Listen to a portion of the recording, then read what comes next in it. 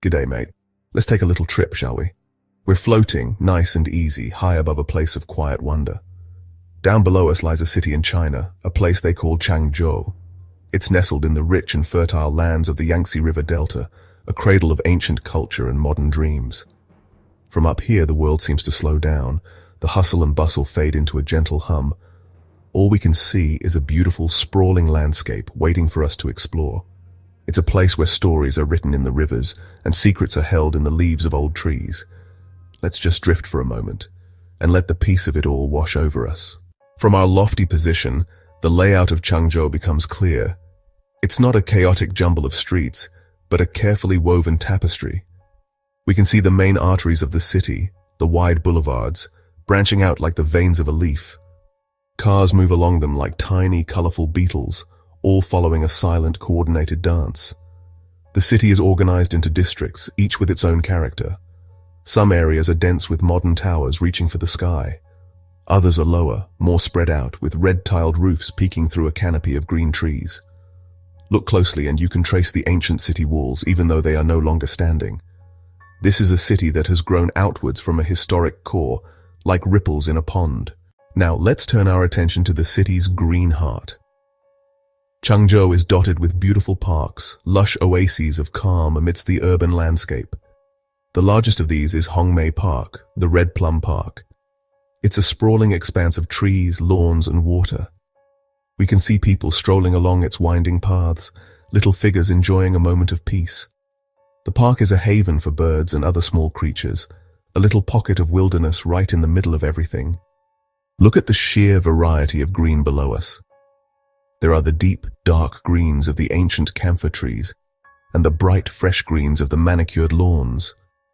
There are weeping willows trailing their delicate branches into the water.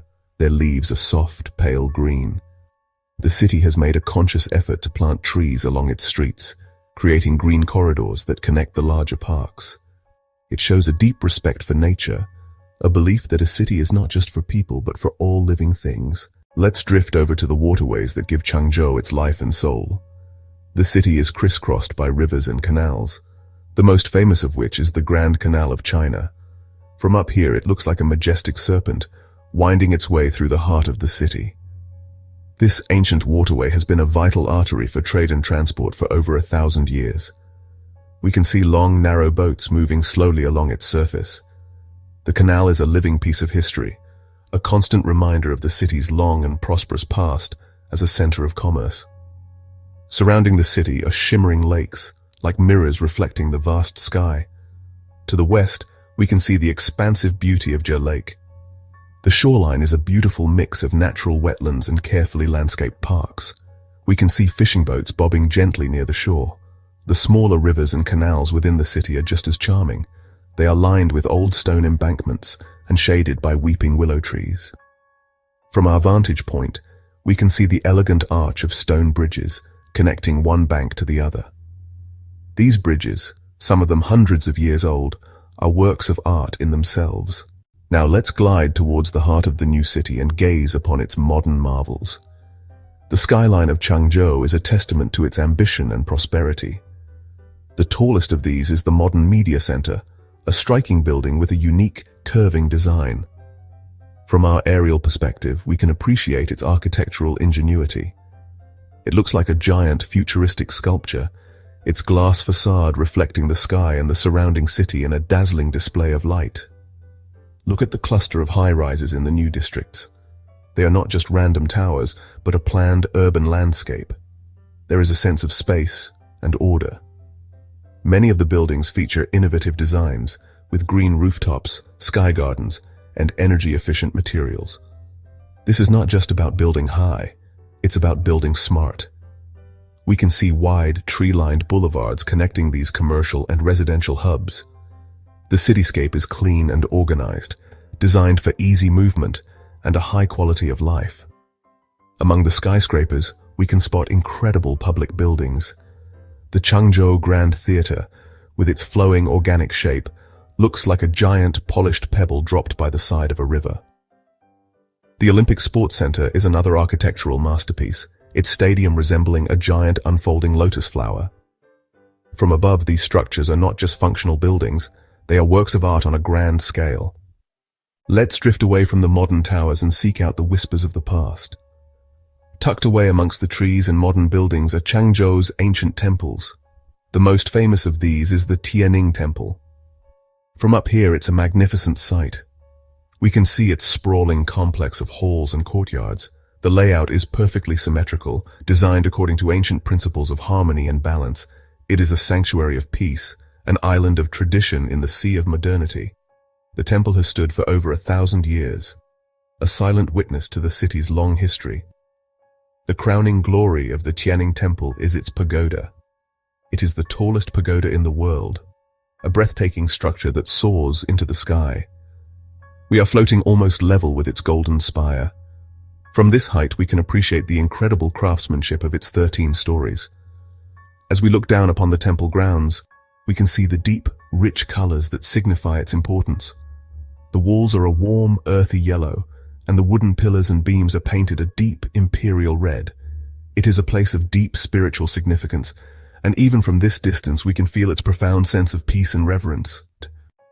Let's lower our gaze to the more intimate parts of the city, the old streets and traditional gardens that are its cultural veins. From above, we can trace the path of Qingguo Lane. It's a narrow, winding street, unlike the wide, straight boulevards of the modern city. We can see small, enclosed courtyards hidden from the street, where families have lived for generations. This lane has been home to many of China's most famous scholars and officials. It is a living museum, every stone and tile steeped in history and culture. Now let's float over to one of the city's classical gardens. These are not large, open parks, but small, exquisitely designed worlds of their own. A small pond with a zigzag bridge, artfully arranged rock formations that mimic mountains, and pavilions with elegant upturned eaves. The garden is designed to be a landscape in miniature, a place for contemplation and artistic inspiration. It's a masterpiece of design. These old neighborhoods and gardens represent a different way of life, a slower, more deliberate pace. The narrow lanes were designed for walking, not for cars. As we continue our gentle flight, let's look for signs of the local culture, the crafts and flavors that make Changzhou unique. We can spot the rooftops of old workshops where artisans still practice traditional crafts. One of Changzhou's famous crafts is the making of traditional combs. For centuries, craftsmen in the city have been carving intricate designs into wood and bamboo, creating small works of art. The city is also famous for its bamboo carving. From our view, we can see the bamboo groves scattered in and around the city, providing the raw material for this delicate art form. These crafts are more than just souvenirs. They are an expression of the local identity, a tangible link to the city's artistic heritage. And what about the flavors of Changzhou? While we can't taste them from up here, we can see the markets and street food stalls that are the heart of the city's culinary scene. Food is a central part of the culture here, a way for family and friends to connect. This connection to craft and food gives the city a warmth and humanity that is palpable even from the sky. It's not just an economic or industrial hub. It's a place where people live rich, full lives, connected to their traditions. It is a city that delights the senses. These are the things that make up the true character of Changzhou. As we float above, we get a sense of this vibrant, living culture, a culture that is both deeply traditional and wonderfully alive. Our time above Changzhou is coming to an end. The sun is a little higher in the sky now, bathing the entire city in a warm golden light. Let's take one last long look at the magnificent scene below us. The modern towers gleam, the ancient pagoda stands serene, the rivers shimmer, and the parks offer a deep, restful green. It is a city of beautiful contrasts, a place where past and present dance together in perfect harmony.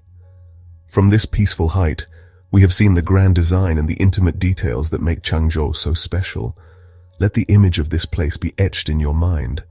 Remember the feeling of floating effortlessly, with the whole world spread out before you like a beautiful, intricate map.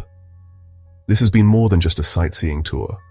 It has been a moment of meditation, a chance to find peace and perspective high above the concerns of the world below. The beauty of Changzhou is not loud or demanding. It is gentle, calm, and deeply soothing to the soul. As we begin to drift away back to our own world, carry this sense of tranquility with you. Remember that places of such profound beauty and peace exist. Farewell, Changzhou. Thank you for sharing your quiet beauty with us. May your rivers always flow, and may your gardens always be in bloom. Rest easy now, feeling refreshed and calm.